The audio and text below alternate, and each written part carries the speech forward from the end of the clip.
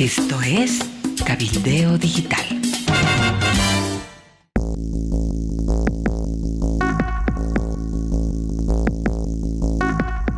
Hola, ¿qué tal? Bienvenidos. Estas son las noticias de último momento.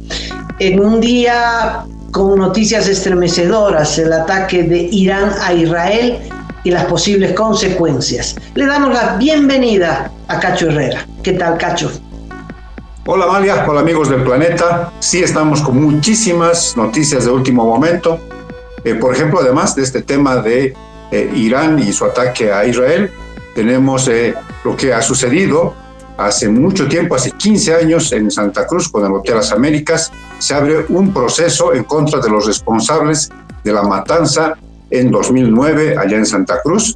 Tenemos un cambio de posición del ministro de Gobierno respecto al Tren de Aragua, después de que Venezuela dijese que no hay el famoso Tren de Aragua, no existe. También tenemos una acusación del gobierno alevismo de que estaría intentando acortar el mandato del presidente Luis Arce. Tenemos novedades sobre los compatriotas choferes varados en Paraguay y muchas otras cosas que comentarles. Así que empezamos de inmediato, Amalia, con lo que sucede entre Irán e Israel. Bueno, este domingo en Israel las actividades se normalizaron, inclusive se abrieron los cielos y se normalizaron los vuelos, como si nada hubiese pasado. Sin embargo, te leo lo que dice El País de España. Las autoridades iraníes han dado por terminado este domingo el ataque sin precedentes lanzado esta madrugada con más de 300 misiles y drones contra Israel. Teherán, sin embargo, ha amenazado con una respuesta más contundente si se toman represalias. Además, altos cargos militares iraníes han añadido que si Estados Unidos respalda alguna acción militar contra su país, las bases estadounidenses también serán un objetivo. Los líderes del G7, así como el Consejo de Seguridad de las Naciones Unidas y el Gabinete de Guerra de Israel, han convocado a reuniones para abordar el ataque lanzado por Irán contra Israel, como represalia por el asesinato el pasado día 1 en la embajada de Irán a Damasco. El ejército de Israel asegura que ha interceptado el 99% de los proyectiles con la ayuda de sus aliados. El primer ministro Benjamín Netanyahu se ha jactado de ello con un breve mensaje en las redes sociales. El texto dice: interceptamos, bloqueamos, juntos venceremos. Esta mañana Israel ha vuelto a abrir el espacio aéreo como Líbano, Jordania e Irak. La Casa Blanca ha condenado el ataque y ha reiterado que Netanyahu el férreo apoyo de Estados Unidos. Amalia, esto es una noticia que ha estremecido al mundo porque es la primera vez en la historia del Medio Oriente que Irán decide atacar a Israel. Recordemos que en su momento fueron aliados, después sobre todo de la Segunda Guerra Mundial, y se distanciaron y se volvieron enemigos, pero siempre no pasaron de las advertencias, y ayer se produjo esta lluvia de drones y de misiles. Se calcula que son alrededor de 300, y este escudo antiaéreo que tiene Israel funcionó a la perfección, aunque en su momento se dijo que habían hackeado el sistema de comunicaciones de Israel. Parece que no fue así, porque, como tú mismo has dicho, el 99% de los proyectiles y los aviones no tripulados fueron interceptados. ¿Cuál es la amenaza en este momento de Irán?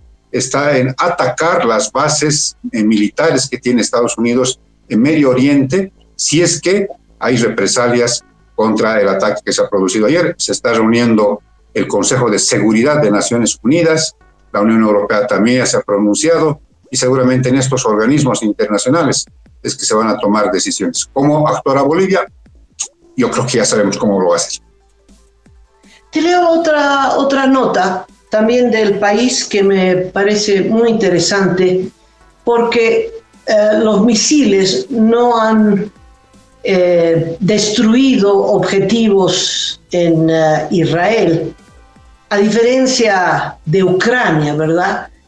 No hay esas imágenes de destrucción que provocaron los drones iraníes usados por Putin en Ucrania. En Ucrania también han intentado contrarrestar los drones y los misiles, y recuerdo muy bien que le pidieron ayuda a Israel para crear este escudo de hierro, este dron de hierro, y sin embargo Israel no se lo ha dado, y por lo tanto Ucrania ha recibido el impacto.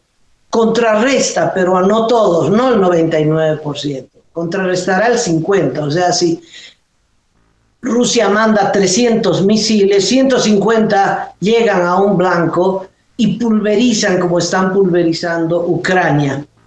Pero en Israel no pasó esto, no pasó esto.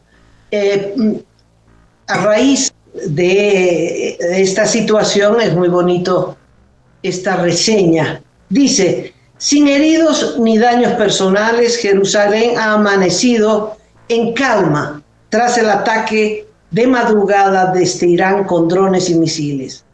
Los comercios y cafetines han abierto en la ciudad vieja como cualquier otro día, aunque los vecinos y tenderos comentaban lo movido de la noche. Algunos, sin embargo, ni se enteraron, ni se levantaron de la cama cuando a la 1:45 empezaron a sonar las alarmas y el cielo se iluminó con los proyectiles lanzados desde Irán y por el sistema antiaéreo israelí.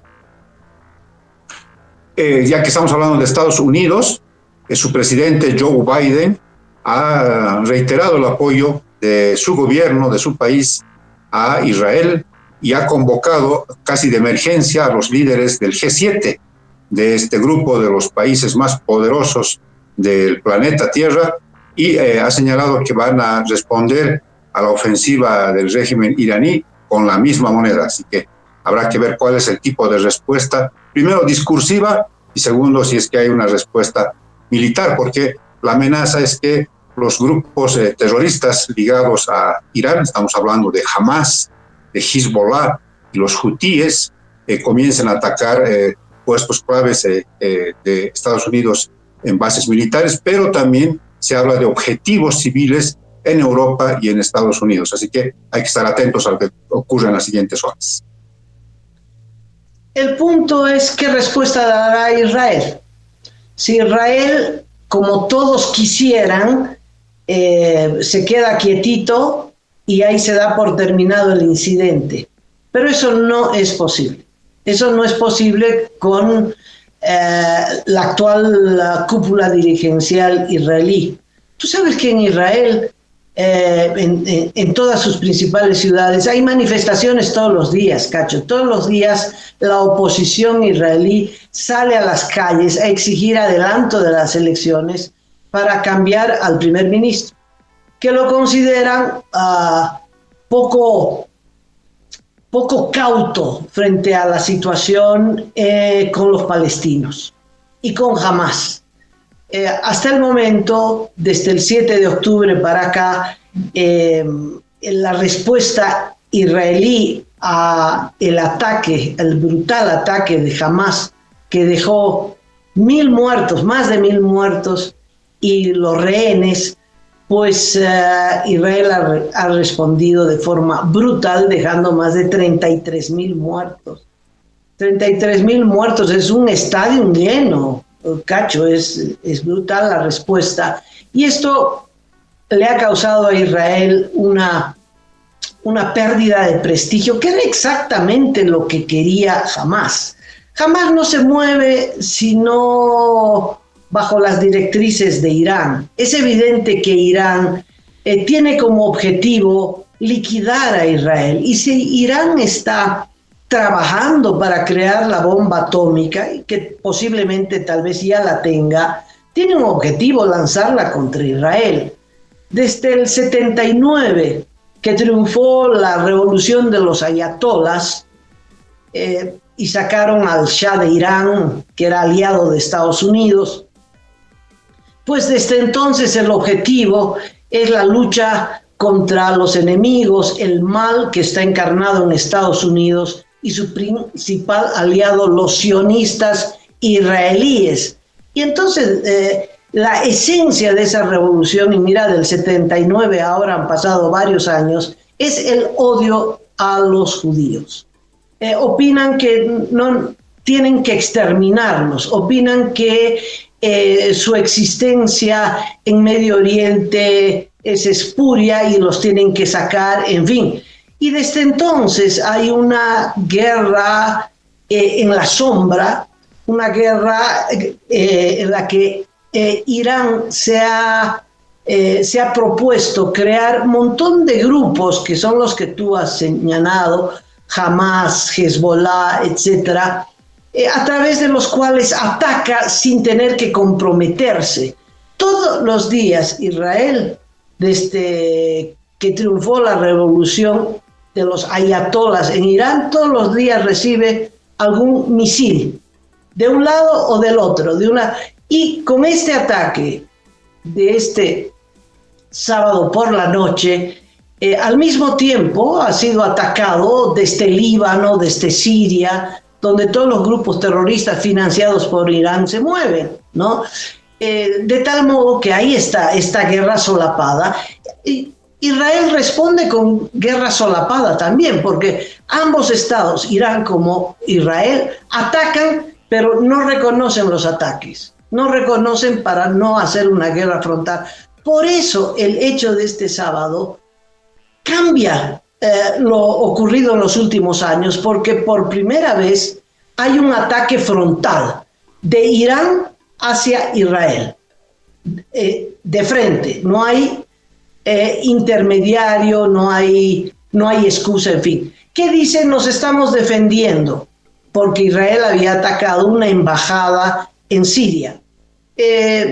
Putin ya se pronunció y dijo, el ataque es lícito porque es en defensa propia. No te olvides que Putin invadió Ucrania con el mismo pretexto, ¿no? Ucrania dijo que Ucrania y Europa lo estaban atacando y que por lo tanto en defensa propia invadió Ucrania. Es decir, siempre es ese argumento. Y ya los aliados de Putin y todos los aliados de Irán alegan lo mismo. Apoyamos a Irán porque actúa en defensa propia. Es muy probable que el gobierno de Luis Arce se pronuncie en el mismo sentido. Deben estar redactando, ¿verdad?, el comunicado junto a Cuba, Venezuela y todos los dictadores de la región. Ese es el contexto. Ahora, ¿qué hace Israel? El temor de Estados Unidos es que Israel los jale a un conflicto mayor, una guerra. Es decir, que Israel ahora responda ya no en una embajada aquí en Siria donde todo el mundo bombardea, sino directamente en territorio iraní. Si esto ocurre, pues es muy fácil defenderse, Cacho, de un ataque que es solo un ataque y no pasa más nada. Se defendieron de 300 misiles y no pasó nada. La gente salió a la calle y está tomando café. Los cafetines en Israel están abiertos a esta hora. No pasó nada. Otra cosa es lo que pasa en Ucrania, que es sistemático, que es todos los días, que es desgaste. ¿Será que el escudo de hierro puede funcionar durante 2 años seguidos, etcétera? Los israelíes dicen que sí, ¿no? Son ingenieros que han hecho este sistema extraordinario para defenderse de los misiles, pero una cosa es una guerra permanente. Se está al frente de esto. ¿Sabes cuál es el problema? El problema es Estados Unidos y el problema es Ucrania. ¿Puede Estados Unidos sostener 2 guerras paralelas? De momento, Ucrania prácticamente ha sido abandonada por Estados Unidos y corre a cuenta de Europa. Europa no quiere guerra. Europa ha sido escenario de 2 guerras mundiales, pero dicen, en el horizonte hay guerra, preparémonos. Y Putin está en la contraofensiva, Cacho, está recuperando primero todo lo que Ucrania ganó, que fue muy poco en su ofensiva, en la contraofensiva rusa, porque ahora todos estamos mirando Medio Oriente, nos olvidamos de Ucrania, pero Rusia está avanzando con todo. Y Ucrania dice, no tenemos armas. En cambio, Rusia ha tenido 2 años para ponerle aceite a su industria armamentista, y con el apoyo de China, porque China le está dando armamento, y con el apoyo de Irán, Rusia está en condiciones de tomar Ucrania. Y Ucrania no tiene munición. Con decirte que toda la producción de munición de Francia, Ucrania la gasta en 2 días. O sea, todo lo que produce Francia en un año, Ucrania la gasta en 2 días. De tal modo que no tiene cómo defenderse. Zelensky aúlla de dolor y pide a gritos ayuda, y no lo escuchan. No lo escuchan porque estamos todos viendo Medio Oriente. ¿Por qué? Porque Medio Oriente puede arrastrar al planeta a una guerra mundial. Bueno, esa es la situación dramática, y cada vez será mayor, porque ya no será solo el conteo de misiles, sino el conteo del drama de una guerra, la gente que muere, la gente que queda herida, las madres que pierden hijos, en fin, esa es la tragedia. Y termino diciendo, Irán es el mayor poseedor de drones. Se estima que tiene misiles, no solo drones, sino misiles acumulados, 3.000 misiles de reserva, ¿no? Entonces, Irán tiene reserva como para mantener un ataque permanente a Israel. Amalia, el temor en este momento de los principales representantes de la Unión Europea es precisamente una escalada militar bélica a partir del ataque que se produjo este sábado de parte de Irán hacia Israel. Es lo que tú dices, es este temor de que efectivamente el planeta Tierra tenga 2 guerras simultáneas, pero un mismo conflicto, ¿no? No sé si me dejo entender, un mismo conflicto de escala mundial, dividido en 2 guerras, una en el Medio Oriente y otra en Europa del Este. Es tremendo el escenario, que además se complica, Amalia, amigos, por el tema de la seguridad planetaria. Para esta semana, debo recordarles que, por ejemplo, está previsto los partidos de vuelta de la Champions League, de los cuartos de final. Son partidos que congregan muchísima cantidad de gente. Ya hubo alerta máxima la semana pasada por una amenaza de ISIS, de otro de los grupos vinculados a Irán. Entonces, la cosa en términos de seguridad va a ser de alerta máxima en Europa, en Estados Unidos, tal vez incluso en países de Latinoamérica, porque esa es también la otra advertencia, ¿no? No solamente los misiles, los drones, sino estos grupos que empiezan a operar en varias partes de nuestro mundo, ¿no? De hecho, incluso convocan a los famosos lobos solitarios, gente que es una solita, que es adoctrinada incluso a veces por internet y que se inmola, se mata o ataca matándose, y esa es la manera de contribuir a la guerra santa, como le dicen ellos, ¿no? Entonces es muy, muy importante la seguridad que se despliegue en estos días en todo el mundo, porque esta imagen que da Israel de normalidad, de que en Jerusalén las cosas están tranquilas, puede contrastar con estas alertas máximas en otras partes del mundo. Y finalizo diciendo que hay que esperar lo que diga Israel en el seno de la ONU. Israel ha pedido esta reunión de urgencia de Naciones Unidas, o eventualmente algún pronunciamiento de Benjamín Netanyahu a través de la televisión israelí. Pero me parece que el escenario que va a querer utilizar Israel para argumentar bien va a ser la reunión del Consejo de Seguridad de la ONU prevista para las siguientes horas. Cacho, es muy posible que Israel, primero, la respuesta va a llegar. Lo que no sabemos es en cuánto tiempo, si es de manera inmediata o Israel va a hacer una pausa antes de tocar Irán, porque Israel sabe que el país que le causa conflicto el país que no le da tregua es Irán. De tal modo que ha encontrado en este ataque el gran pretexto para atacar a Irán, en lo posible también acabar con Irán, para acabar con sus males. Lo mismo piensa Irán, pero al revés, ¿verdad? Pero no sabemos si la respuesta sea inmediata o Israel va a esperar primero acabar con Hamás, que es su vecino en Gaza.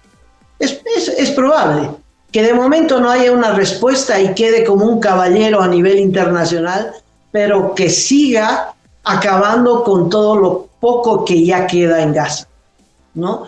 Eso es posible. Primero acabo con Gaza, va a ocupar Gaza, obviamente, Cisjordania también, que son los territorios palestinos ocupados, y después, si se afianza ahí, es posible que tome en serio una guerra en serio con Irán. No sabemos qué pasa por la cabeza de los dirigentes israelíes, pero que esto va a ser latente permanentemente. Ahora, esta guerra afecta a nuestra región, afecta terriblemente, ¿no? Porque la región se ha dividido también como el mundo entero, ¿no? Tenemos a todos los países, llamémosle, influenciados por el chavismo, desde México de López Obrador, pasando por los países dictatoriales, Nicaragua, etcétera, etcétera, pues que son militantemente servidores de Irán y de Rusia.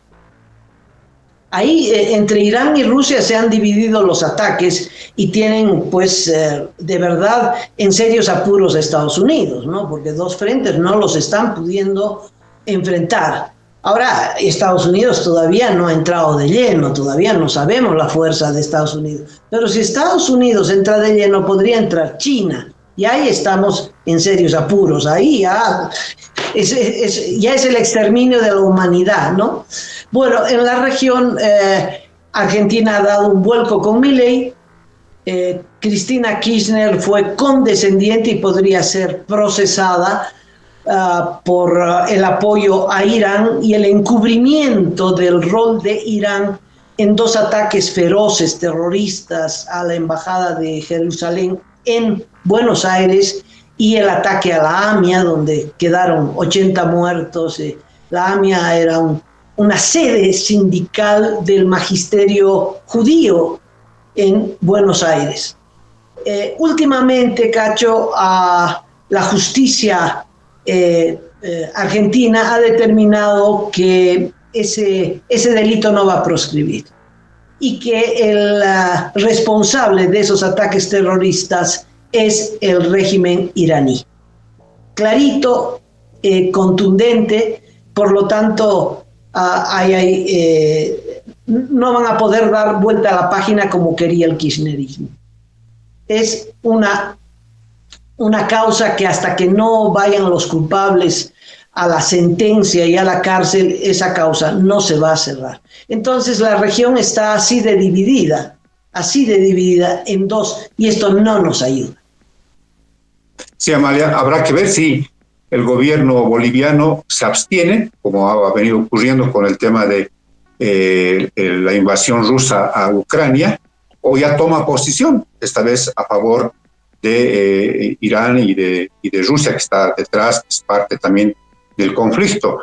Recordemos que hace unos meses el ministro de Defensa se reunió con autoridades iraníes en una especie de proyecto de defensa del territorio boliviano, con alta tecnología para temas de defensa. Entonces hay una vinculación muy estrecha con Irán, por supuesto que con Rusia, sobre todo en temas del litio. Así que habrá que ver si se abstiene, que fue la conducta de siempre en este tipo de líos mayores, o si ya toma posición y vota a favor, en este caso, de Irán en ámbitos como la ONU u otros foros internacionales.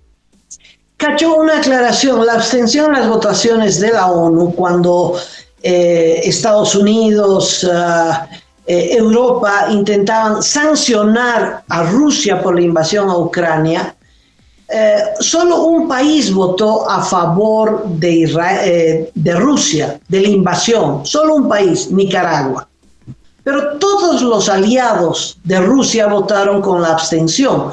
Esa abstención impidió que en las Naciones Unidas se apruebe un voto de censura a la invasión. O sea, esa abstención no fue un voto neutro, esa abstención fue a favor de Rusia, porque esa abstención impidió que se censure la invasión. Entonces, no es neutro, nunca votó neutro, están abiertamente a favor de Rusia. Claro que sí, claro que sí. Entonces, esperemos qué es lo que dice Israel en su argumentación ante Naciones Unidas en esta reunión de emergencia del Consejo de Seguridad, y veremos cuál es la postura que asumen Bolivia y los otros países sudamericanos en torno al final de las deliberaciones, porque al final tienen que votar, tienen que decidir qué se va a hacer con el ataque de Irán hacia Israel con misiles y drones explosivos.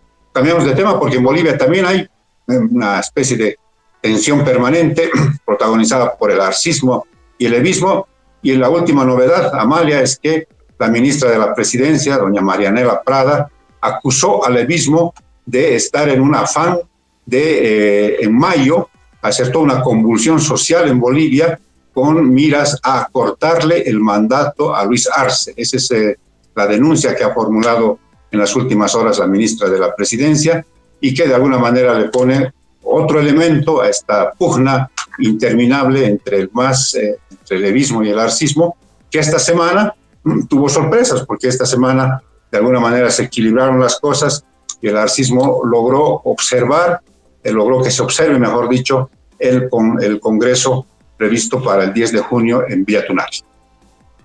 Cacho, es interesante, en la agenda de gobierno del chavismo lo usó Evo Morales y ahora lo usa Luis Arce Catacora. Necesitan un enemigo, necesitan un conspirador al que le puedan echar toda la culpa de sus fracasos y puedan cerrar filas, ¿verdad?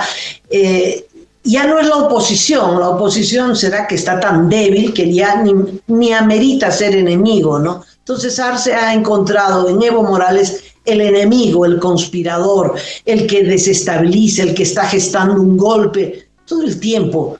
Va a ser la cháchara de todos los días. Y Evo Morales dice, no, yo no.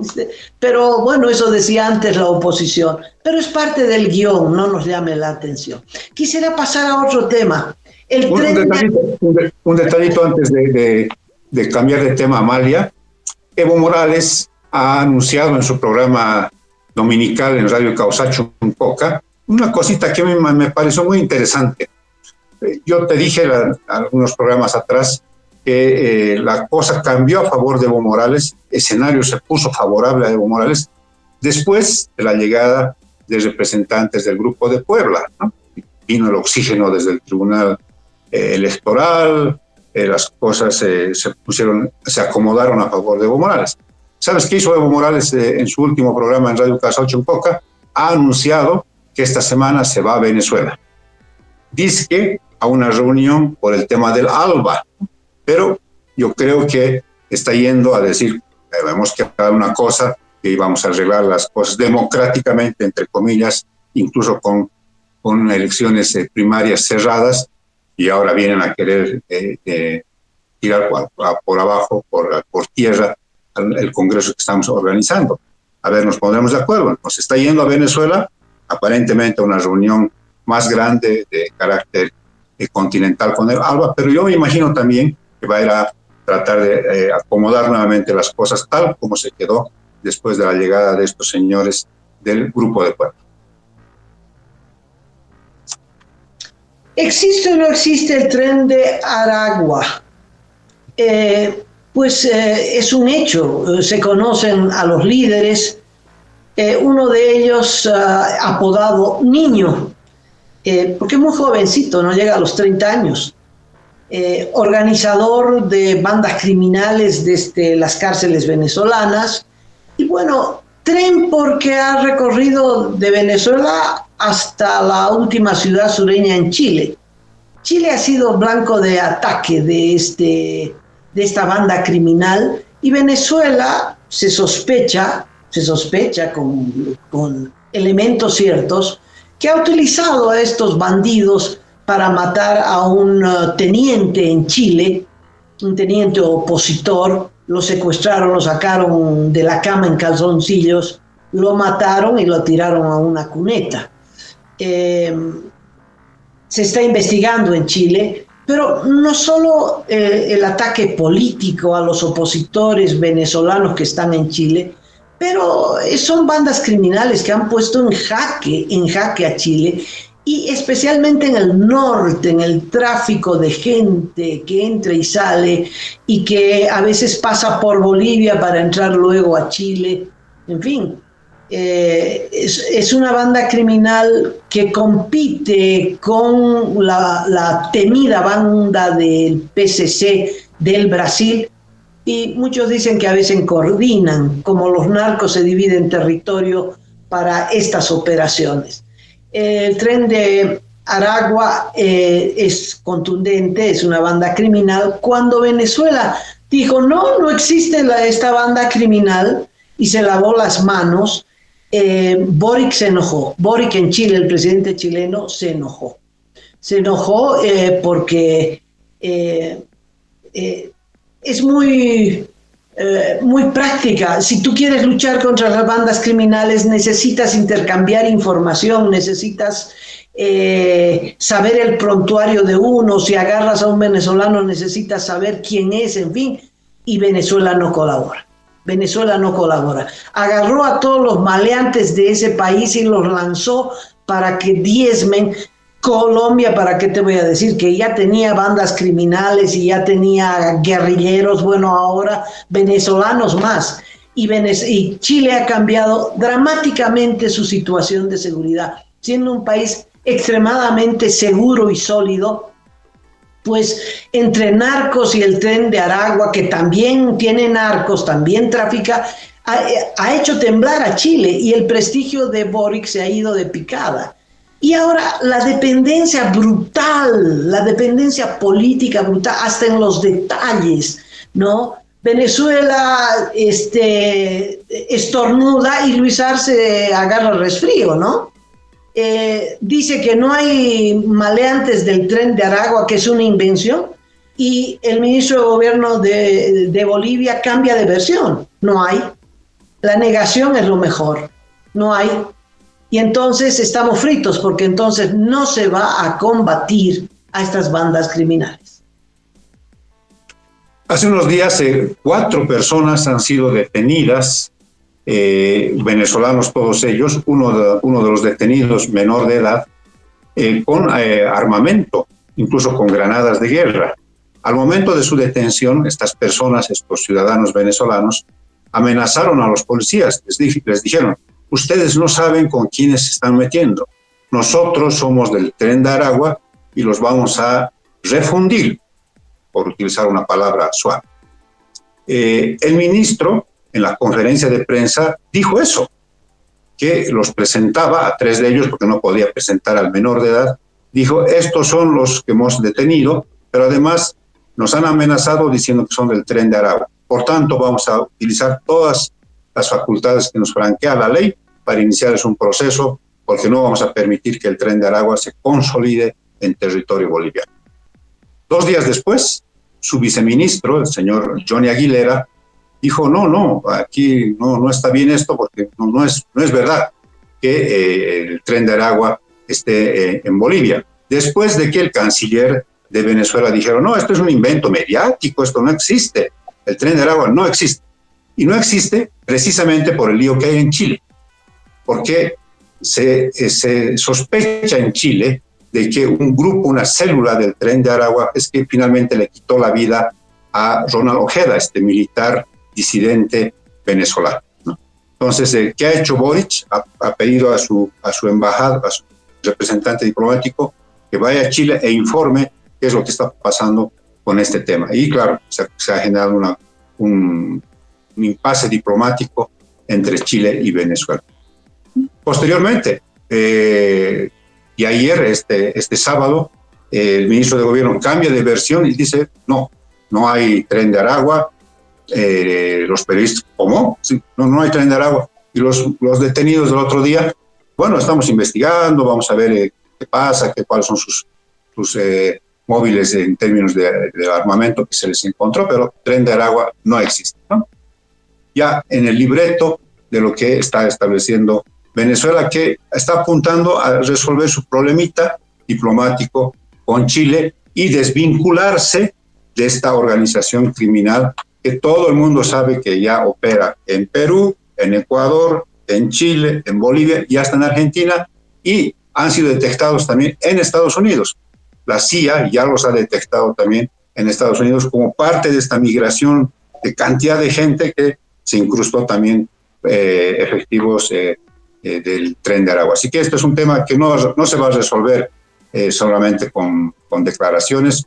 Yo creo que va a suceder algo que de alguna manera consolide la presencia del Tren de Aragua en varios países sudamericanos. La pregunta es, ¿qué vínculo hay entre el régimen de Maduro y estos bandidos y esta banda de criminales? ¿Tienen algún vínculo político, algún acuerdo? No te olvides que el régimen de Maduro, aunque no abiertamente, pero se ha sostenido con el narcotráfico. Entonces, los utiliza como Irán utiliza a Hamas, a Hezbollah, etc.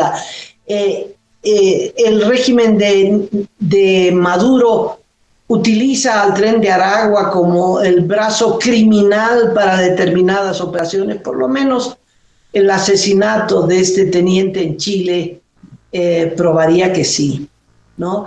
Y si se agarra a venezolanos con armamento, Cacho, ¿quién les provee ese armamento? ¿No? No será el régimen de Venezuela directamente. Y es más sospechoso cuando Venezuela dice no existen. No, es como Arce cuando dice no hay crisis económica, es decir, eliminamos del conflicto para no dar mayor explicación, lo eliminamos, lo borramos, no existe crisis económica, no existe el Tren de Aragua, listo, se acabó el problema, no hay nada más que discutir. El Tren de Aragua, digamos, cobra notoriedad mediática ya más o menos hace unos 2 años y quizás un poquito más, ¿no? Ese es el tiempo en el que el gobierno venezolano pudo haber dicho, no existe. O sea, niega la existencia del Tren de Aragua cuando se produce el conflicto diplomático con Chile, ¿no?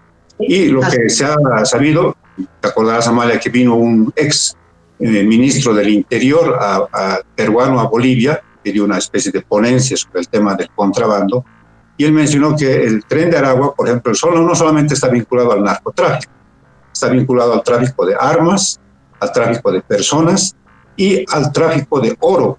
Están intercambiando oro, ya sea por droga, para luego lavar esa droga, vendiendo oro. Es todo un sistema que utilizan, según este exministro del Interior del Perú, para lavar droga, dinero de la droga, con oro, y luego volverlo incluso a subir, dice él, esas palabras utilizó, a Estados Unidos, donde luego vuelven a invertir esos dineros mal habidos. Bueno, Cachito, yo creo que ya vamos cerrando el programa y yo quiero cerrar anunciando que ahora en el canal YouTube de Cabildeo Digital los invito a ver una entrevista con Gonzalo Colque sobre un hecho que sí ha sido notorio, pero tiene su profundidad. El hecho de que el Tribunal Constitucional, a través de 2 de sus miembros, aprobara una sentencia el 28 de diciembre, antes de que fueran prorrogados, por lo tanto tiene toda la validez del mundo, otorgándole a la familia Marinkovic más de 21.000 hectáreas, casi 22.000 hectáreas, pero sumado con otro terrenito que tienen son 31.000 hectáreas, casi 32.000 hectáreas. Gonzalo Colque en esta entrevista va a desmenuzar este hecho. Y entre otras cosas, como en el gobierno de Janine Áñez, Marinkovic, uno de los Marinkovic, llegó al Ministerio de Economía y como en esa corta gestión el INRA les dio la razón y cambió una resolución y autorizó, legalizó la tenencia de esas tierras, que como podrás imaginar es una extensión, podría ser un país realmente, es una extensión más grande que el perímetro de la capital cruceña. Es enorme, ¿no? 31.000 hectáreas es enorme. ¿Cómo es posible que hay un abuso de poder? Es decir, Colque va a desmenuzar cómo es que esto ha ocurrido, cuál es la ilegalidad y qué dice la Constitución a propósito del máximo de tenencia de tierra. Yo les invito a ver esta entrevista que es no solo buena, apasionante. Y para cerrar, estamos a horas del 16 de abril. Dirás tú, Amalia, ¿qué tiene que ver el 16 de abril? Bueno, el 16 de abril de 2019, hace exactamente 15 años, se producía una matanza en el Hotel Las Américas, en la capital cruceña, en Santa Cruz, porque murieron extranjeros y un húngaro boliviano abatidos por fuerzas policiales bolivianas, y se abrió el famoso caso terrorismo, que luego tuvo caso terrorismo 1, caso terrorismo 2, claro, toda una complicación legal. Bueno, resulta que los sobrevivientes de este caso, el Otto Azó y Mario Tadic, han anunciado que el Estado boliviano ha abierto un caso penal radicado en un juzgado en Santa Cruz, que está a cargo ahora una fiscal, una mujer fiscal, para investigar a los responsables, dicen estos dos sobrevivientes, de la matanza, a los responsables intelectuales y autores. Y quieren, por ejemplo, que puedan testificar los integrantes de la desaparecida unidad de la UTAR, esta unidad que se creó en la policía, que actuó en el Hotel Las Américas, pero también en la masacre del Porvenir, en el departamento de Pando. Quieren que Evo Morales y Álvaro García Linera también pasen por el banquillo de los investigados, porque los acusan de ser responsables políticos, institucionales de la masacre, de la matanza en las Américas. Así que este tema igual va a causar mucho de qué hablar en los siguientes días. Bueno, y cerrando, tengo en portada en Cabildeo Digital, en la web, una nota de Edwin Cacho Herrera sobre su visita a Chinchihuayra. ¿De qué trata la nota, Cacho? Bueno, esta es una visita que hemos hecho en el marco de la serie de la minería en la Bolivia de hoy. Chinchihuayra tiene bajo su control, bajo su administración, 5 minas, una de ellas en Oruro, a la que hemos visitado, la mina Bolívar, y es interesante cómo ha cambiado todo el proceso de producción en la minería subterránea. Ya no es esos recovecos delgaditos, esos socavones con los mineros, con los dos desnudos, mucho calor, no, ahora es full tecnología, se utilizan varios equipos, varios vehículos especiales, incluso que los manejan remotamente. Ha cambiado definitivamente cómo se produce, cómo se hace minería subterránea en nuestro país a partir de este impulso de la mecanización que le ha dado Chinchihuayra. Bueno, y la nota estará en portada de Cabildeo Digital. Les agradezco mucho estos minutos, tal vez un programa prolongado a consecuencia del ataque de Irán a Israel, la espera de habrá respuesta o no, y bueno, que disfruten de lo que queda del domingo. Un gusto y será hasta las próximas horas. Hasta pronto.